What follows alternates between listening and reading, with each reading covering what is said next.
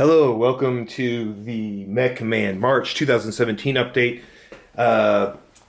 This was originally planned to be a February update, but we were waiting because it was supposed to be a miniatures update, and it's unfortunate we don't have we were kind of waiting till we had the behemoth mech. We could tromp around the city like a T-Rex doll, but we had some issues to troubleshoot with the miniatures starting at the beginning of February. I guess I'll go into that just real quick. We got a message from TNG, which has not been the most easy to communicate with. They're going to do a great job. They do great work, but we've just got a little too long of a pipeline. Communications go from us to our sourcing liaison to our sort of sales account rep on their side to the production manager to the technicians, and then all the way back again. So we got a message that the models were not detailed enough. And we had originally thought that when we received this sample to test out the peg and slot system, that this was the final quality, like this level of detail was going to come through. I mean, it was very inferred anyway. But that's why we were surprised when they said, like, no, the files are not detailed enough.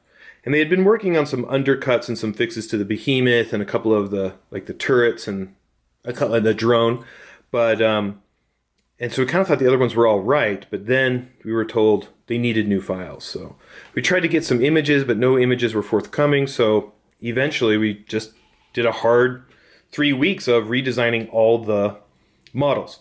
Before we were under the impression that we had a 1/3 of a millimeter threshold on depth and width for texture, and then we were told it was actually 1 millimeter. So we, as quickly as we could, reconstructed all the models, deepened all the texture, and then rescaled them and re-put in the peg and slots. So, and then that was a few weeks ago, and then we sent all the files back, and we're kind of like, did it work? Did it work? And we waited, and as of last Tuesday, it did work. So thank goodness. And now they're busy remaking all the models, and they sent us a couple of pictures, and they promised to send us more as they come off the line. So models are back on track. Their end production estimate is still the end of April, beginning of May. It was beginning of April, but now it's the end of April. So it should, as long as there's not too many more snags or adjustments, the miniatures should not impinge on a July delivery. The goals that we are going to be assembling the last 2 weeks of May will be freighting and importing in June, and then delivering in July. And that gives us a few weeks buffer, because it won't take that long for Amazon to receive and distribute. It won't take a full month. So we still have a little bit of buffer left, but we've used up most of our buffer. This is the new map. So this is the backside map created by myself and Brian Wade, mostly Brian Wade from Game Mats. He did the heavy lifting. We've enjoyed this map so much that we've incorporated more of the missions to use this one. Like before, there was just a few just to change things up, but now we actually have almost half the missions are on the Wasteland map. Mostly because we just really enjoy these sunken cities and these sinkholes, which are kind of impassable terrain. You can't, you can only aerial boost over them, which means that the heavier mechs like the tank and the tetrapod, which don't usually have aerial boosts, can really get hung up on here, and the lighter mechs can escape over it. But to counterbalance that, a lot of the Wasteland maps, the double-sized buildings have an infinite height, and the lighter mechs cannot, the aerial boosting mechs cannot boost on top or over, and so they can get kind of caught up next to it, and the tank mech can crash through them to the other side. So the Wasteland map just opens up a lot of really fun, sort of interesting movement tactics and strategic choices for the player, and then also us in designing the missions for it. We also edited we completely changed the primary map, which was this urban map. Now we call it the Night City map. We sort of have evolved a new look for Mech Command. I mean, as we lost the IP, we had to kind of evolve our own art direction, and that art direction has evolved into something a little more cyber and a little more neon than the previous look. And I think it's a really great look, and I think it really distinguishes us from almost every other Mech franchise out there, and it's colorful, and it's got a little more pop, which is nice for print materials and board games. But so the old map was which was actually designed 1 year ago last week, it just was looking very clunky and very off theme. So we created this Night City map, which it's gorgeous on the table. I don't know if it's going to come through on the video that well, but it looks like a piece of art, and it's a compilation of top-down views of like urban views of a city at night, and the whole scale is way better and more realistic. The roads and the how the buildings fit into this and the structures, just the scale is like finally fits. The old map was a little kind of a game abstraction. So I love this. This is literally something I would hang up on my wall. Maybe I don't have the best artistic sensibilities, but it's gorgeous. I hope you guys like that change. We added a hexagon system, a hex grid system after we received these samples. So now it's a small note, but we now have like a hex system so we can reference a specific point, a specific hex. So it helps with mission setup, but also allows us to do a few surprises and some fun things in the AI Unleashed campaign, because we can reference like hidden spawn points and a couple of cool things I think you'll like. So here's a treat.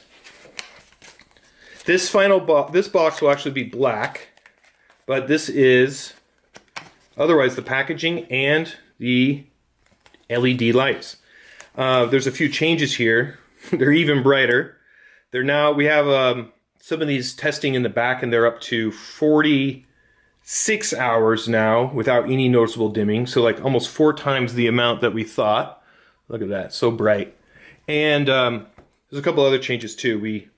There's no more screws here. You don't need a screwdriver to open this up. It's just a slide and pop off, and then there's these little tracks in here that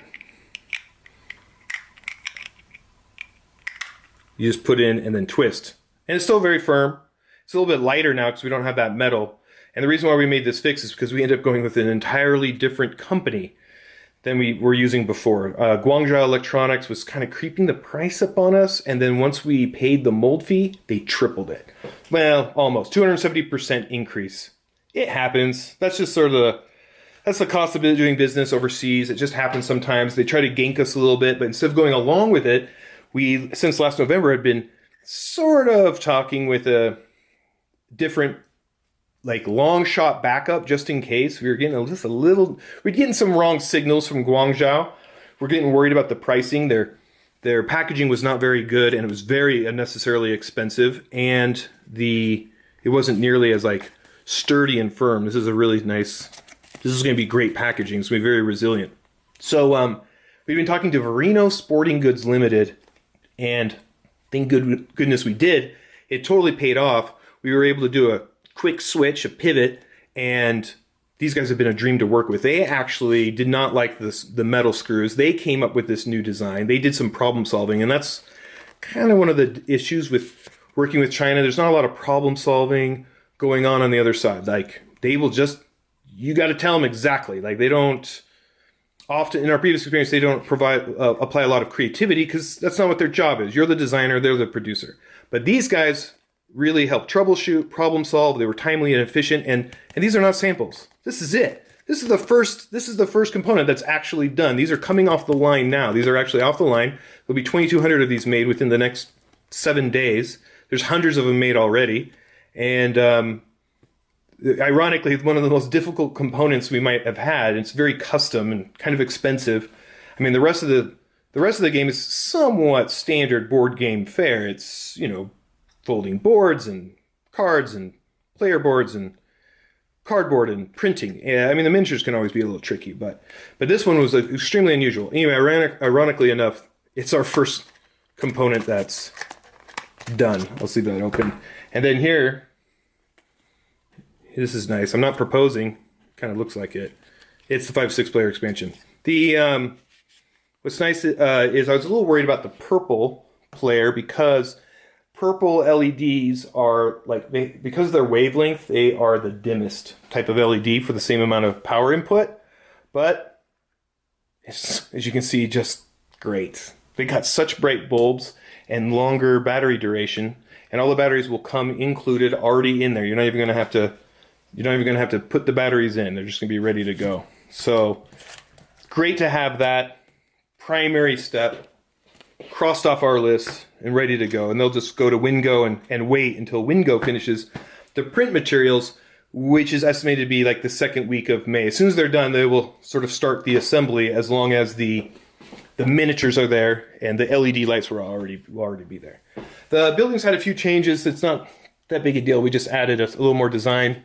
We actually had to strengthen the interior and change this interior peg around a little bit, and we put some slots in the top to hold damage cubes. So just so it's a little more organized, because there's gonna be a lot of buildings blowing up. So it's like a real primary strategy is blowing up buildings. So I guess that's about it. The rest of the details are covered in the rest of the update. So yes, we are not the most frequent of updaters. We have a certain philosophy and strategy about it, and I know some people disagree with it, but we like sort of big, beautiful updates. We like them to be interesting. But regardless of where you stand on the issue, we won't make you ever wait this long between updates again. So we're kind of holding off to really have those miniatures to show you. At least we now have some pictures, and now that we're really coming out of production, we'll have increasingly more and more things to show you. Our updates will increase in frequency, so you won't ever have to wait this long. Sorry if that it got this long between updates. All right, well, thank you for staying with us, and we'll keep you updated, and we'll keep you in the loop more and more as we go forward and into our final 4 months before you can start playing this game, and we're so excited for you to be able to do that. All right, bye now.